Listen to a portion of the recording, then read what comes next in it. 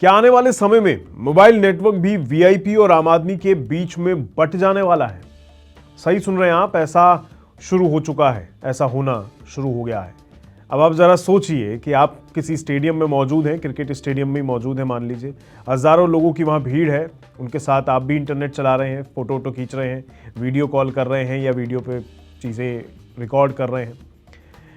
आपका video call बार बार cut रहा है, पेमेंट ऐप आपका काम नहीं कर रहा है, लेकिन बगल वाला इंसान आराम से एचडी वीडियो स्ट्रीम कर पा रहा है सेम टाइम पे।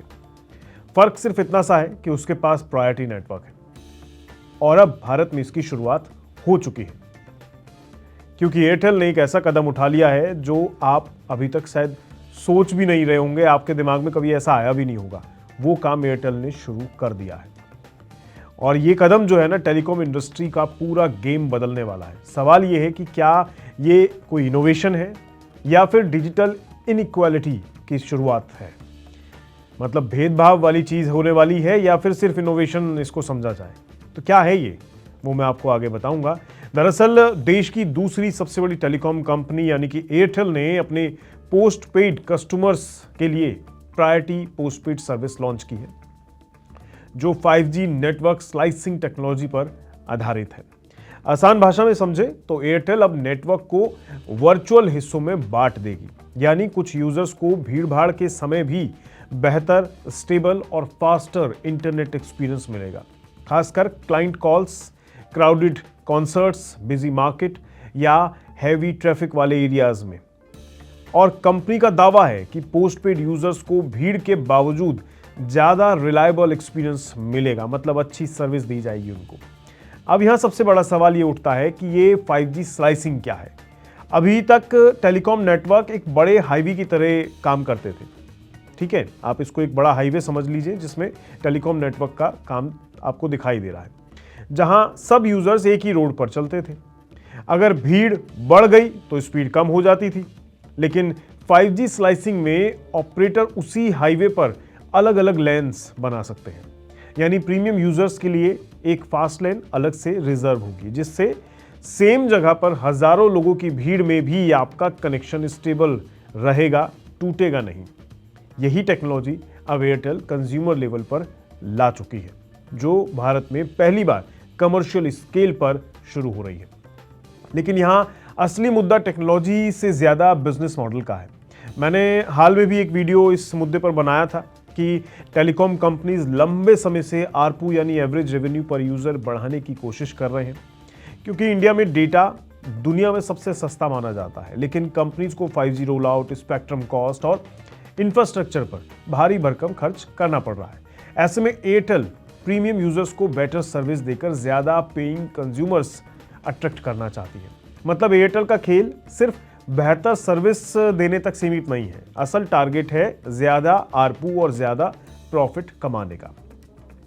इसलिए कंपनी प्रीपेड से ज्यादा पोस्टपेड यूजर्स पुश करने की बात कर रही है। इसे ऐसे समझ लीजिए कि एयरटेल का प्रीपेड यूजर जो 349 का रिचार्ज कराता है 28 दिन वाला, उसके साथ प्रॉब्लम यह है कि वो कभी भी रिचार्ज मिस कर सकता है, कभी चीपर प्लान, कोई सस्ता प्लान भी ले सकता है, कभी दूसरे ऑपरेटर पर शिफ्ट भी कर सकता है। यानी रेवेन्यू जो है ना, वो अनस्टेबल है कंपनी के लिए, यानी कंपनी इस ग्राहक पर स्टेबल रेवेन्यू को लेकर भरोसा नहीं कर सकती। दूसरी ओर देखिए पोस्टपेड यूजर को, ये एयरटेल के लिए एक मजबूत ग्राहक है। मतलब एयरटेल का एंट्री लेवल जो है इसमें 449 पोस्टपेड प्लान से शुरू होता है। इसमें OTT, family bundling, priority network, unlimited data type positioning और प्रीमियम सपोर्ट आपको मिलता है। यानी कस्टमर वंस लॉक्ड इन हो गया तो हर महीने फिक्स बिल आएगा ही आएगा, यानी रेवेन्यू प्रिडिक्टेबली इसके अंदर तय है। तो जाहिर है कि कंपनी किसको ज्यादा इंपॉर्टेंस देगी?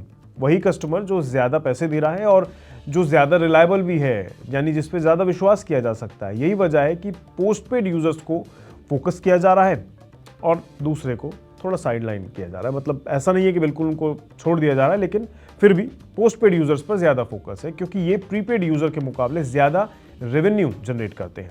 एयरटेल का प्रॉफिट भी पिछले क्वार्टर में हाई वैल्यू कस्टमर्स और प्रीमियम अपग्रेड्स की वजह से मजबूत हुआ है।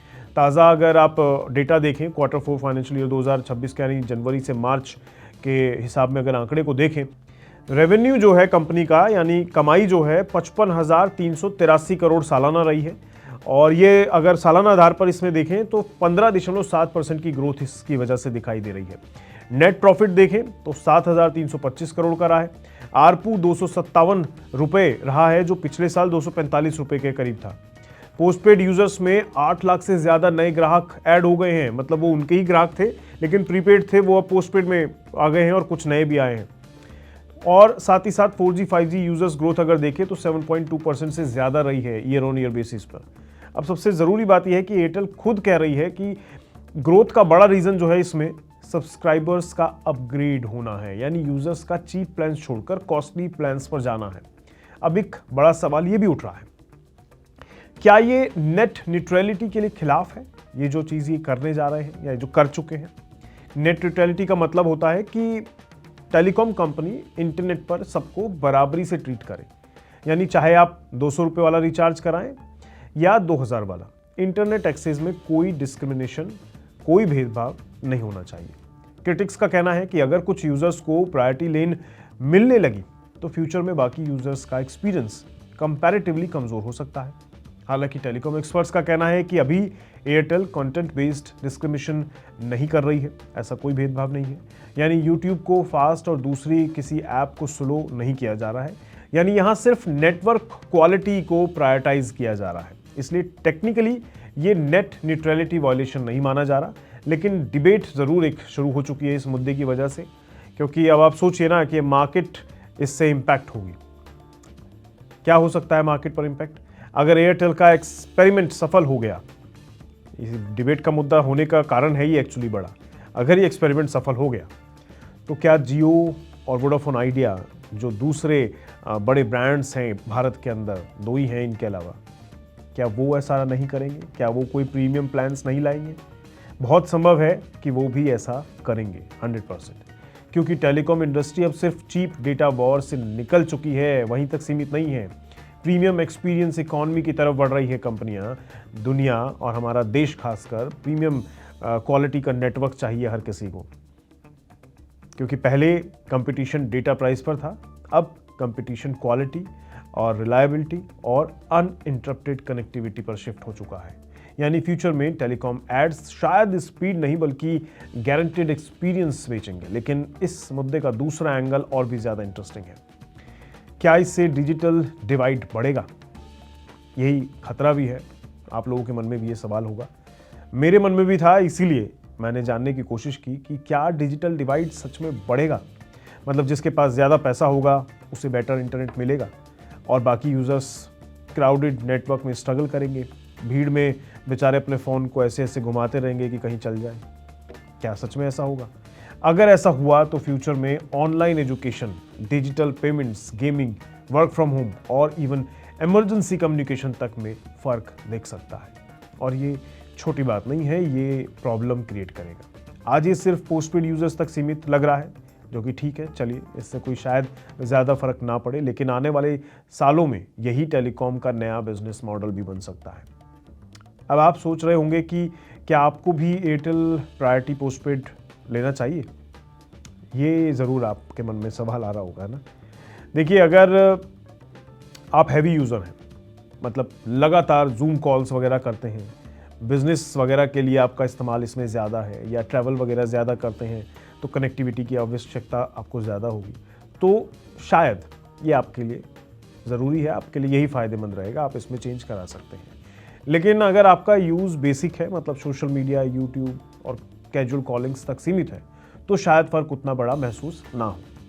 असली फ़र्क तब दिखेगा जब ये कह लीजिए, या इसका असली टेस्ट तब होगा जब हज़ारों लाखों लोगों की भीड़ में या भीड़ वाले शहरों में आप मौजूद हों और इसका इस्तेमाल कर रहे हैं। रियल वर्ल्ड परफॉर्मेंस आपके सामने तब आएगी, क्योंकि उस समय शायद आपका नेटवर्क आपको धोखा दे जाए, तो वहाँ आपको ये कमी खलेगी कि ये प्रीपेड क्यों है, पोस्टपेड क्यों नहीं है। खैर, फिलहाल बड़ा सवाल सिर्फ इतना सा है कि क्या फ्यूचर का इंटरनेट सबके लिए बराबर रहेगा या नहीं।